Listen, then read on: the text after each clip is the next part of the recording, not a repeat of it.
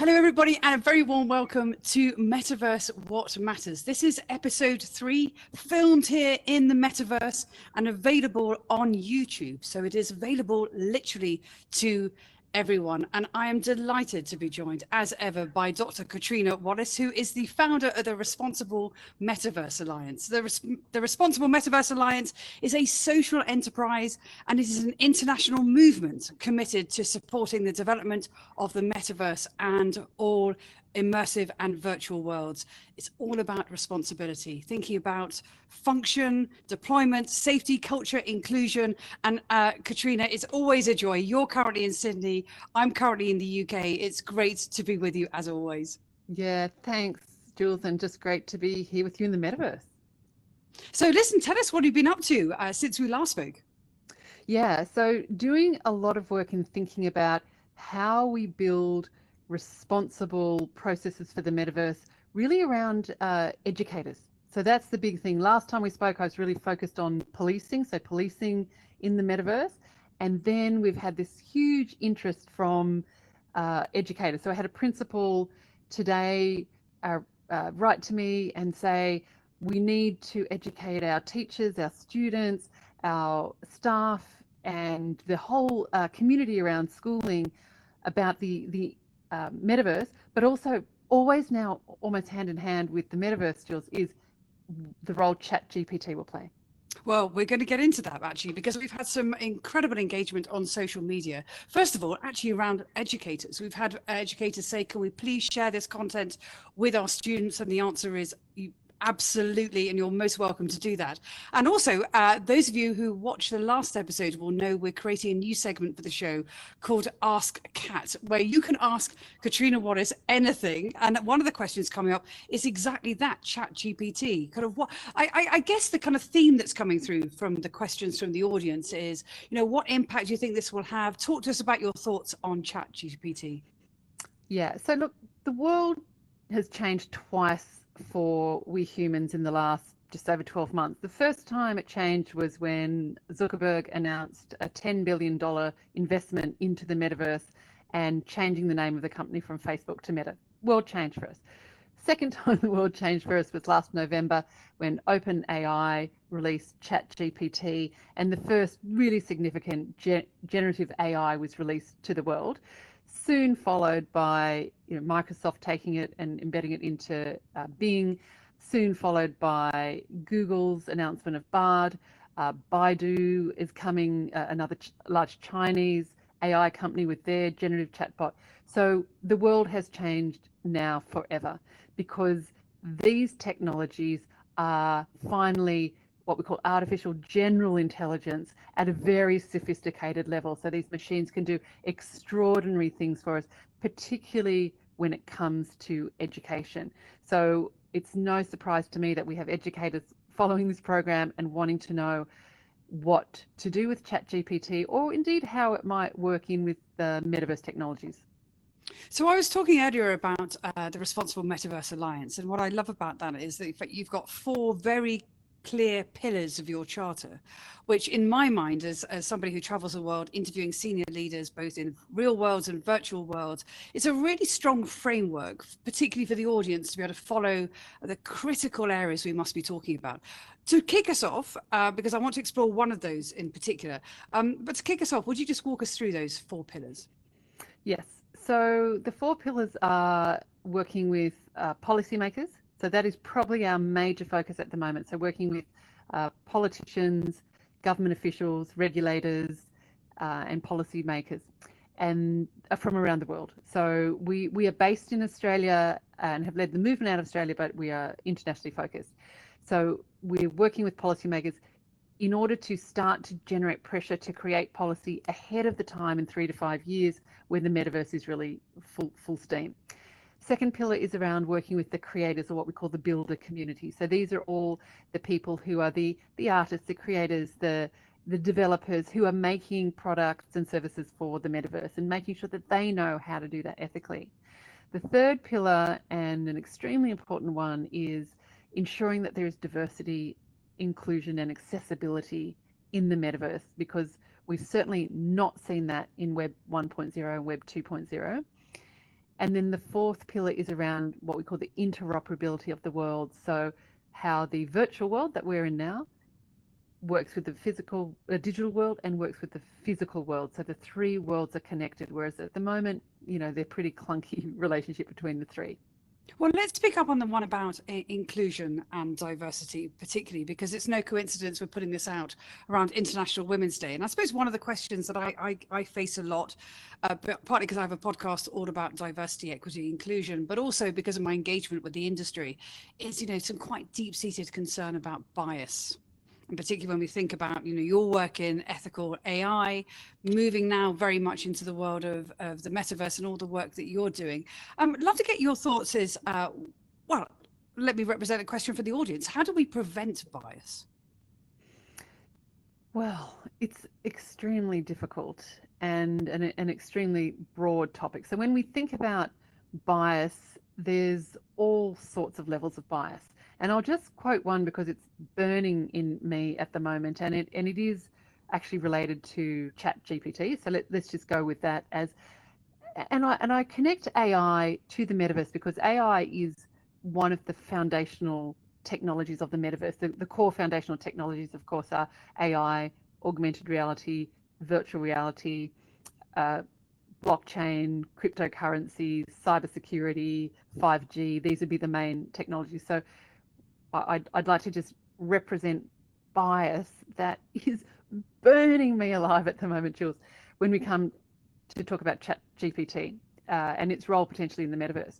So what we've learned in the last 2 weeks is that OpenAI, which is the creator of ChatGPT, is valued at $29 billion. And it's just had an investment of $14 billion or 10 billion US dollars by Microsoft into the platform. Now, in order to train the algorithms that make ChatGPT do the clever things it does, the data set that's used to train the algorithms is taken from the internet and right up until 2021. So essentially imagine going out, having software pull all the content from everywhere there is on the internet, training the algorithms with that content that then have conversations. Now, we know on the internet that there's a lot of hideous, reprehensible material. There is hate speech, hate crimes, videos of horrendous things, audio of terrible deeds. There's so much dark stuff on the internet. Now, obviously, Microsoft and OpenAI don't want their algorithms to be trained on that material.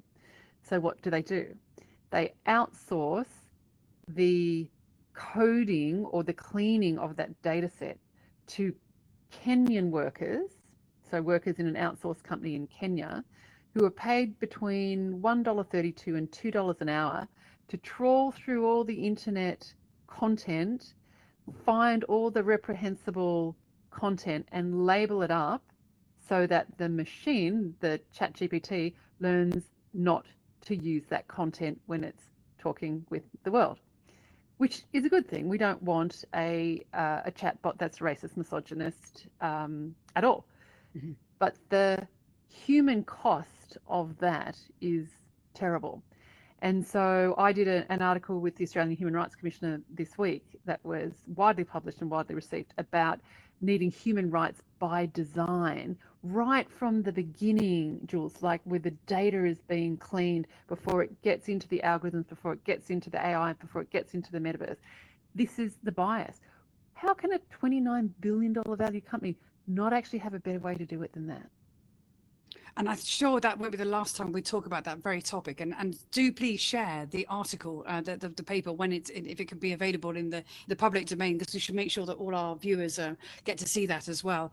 And can we bring it back to the conversation about the metaverse specifically around diversity, equity, inclusion? And when you look at, last time we were talking about content creators, and we've been thinking about platforms.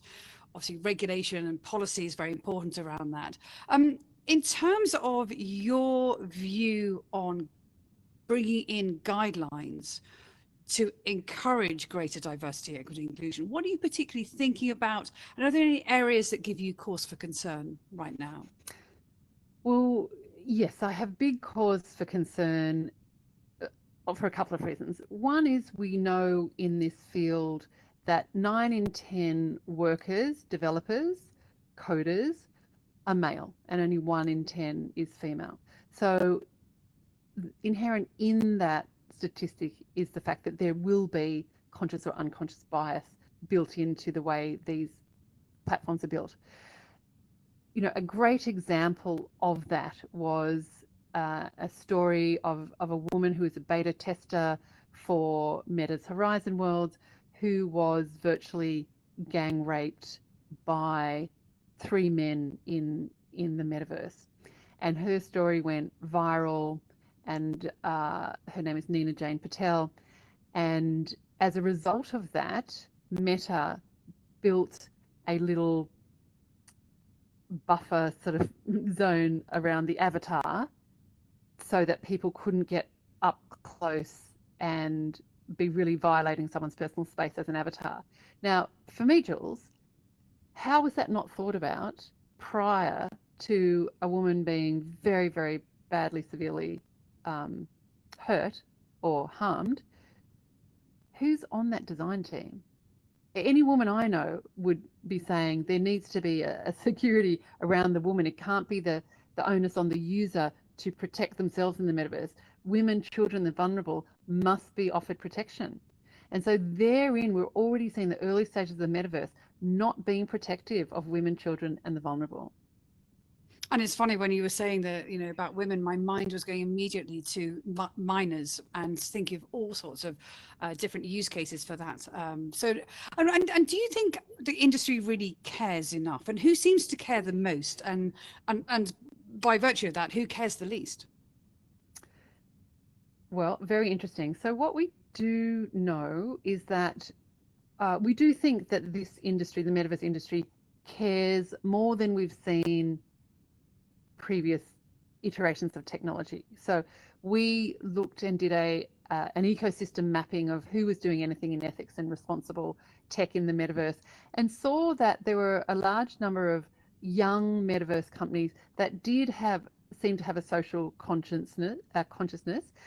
And we also know that with a lot of the NFT projects, that part of the projects, when they state what their project is, they often will have a social statement about what they socially represent.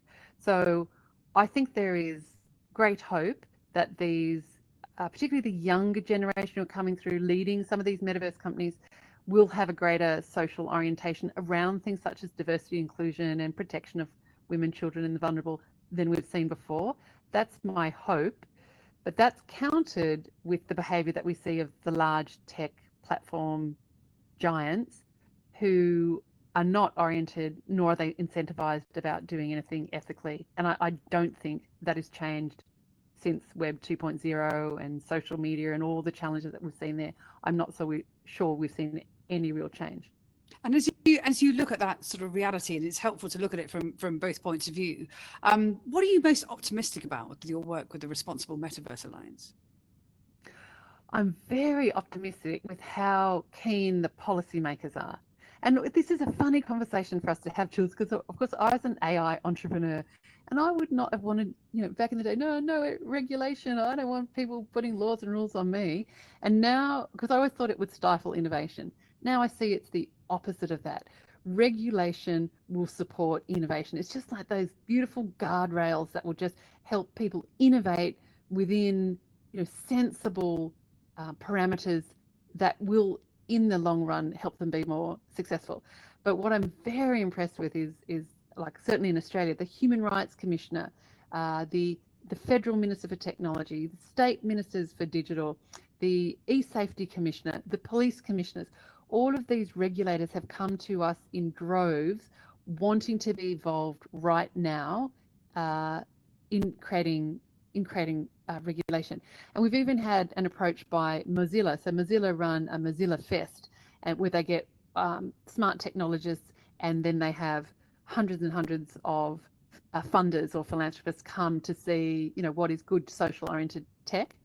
And we said, we'd like to do a policing in the metaverse pitch in here. And they said, great, come on. And then we went to these very senior police and said, would you like to be involved in a pitch on Mozilla Fest? And we've had a fantastic response. So I'm impressed with the regulators. They've learned that Web 2.0 was a pretty hideous time for them around diversity, inclusion, and human rights. Now is the opportunity to get ahead of all that. And as you'll know, viewers, this is episode 3. And if I reflect on sort of previous episodes as well, we've been talking about how that sort of model, if you like, of engagement in Australia is really coming to the fore. But I know you're also doing this on an international scale. So in California, and I think you mentioned before, you have interest coming from Washington, D.C. as well. Right. And also we're just in the early stages of talking with parties in the UK for setting up a UK chapter as well. So that whole international engagement, and certainly looking at the audience that we're engaging with on social media as well. Of course, the great thing is both the metaverse is geography boundary free, as indeed is social media. So we welcome everybody. Do please share this around the world as well. And if you want to get in touch, how should people get in touch? What would you like the audience to do? So I would love the audience to share with us their questions or their concerns, but also the opportunities that they believe might exist. And we can talk to all of those points, because we really are, Jules, at the point where we just need to educate everybody, like literally everybody.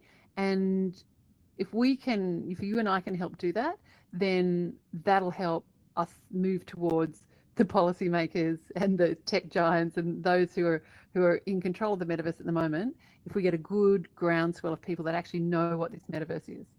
And that's exactly why we're doing it. So please do share it openly, widely, and with pleasure to anybody who's interested. And we'd love, as you say, to hear from you, the audience, as well. Hope you've enjoyed this episode. Dr. Catriona Wallace, it's always a joy. Thank you so much for your time and for your insights.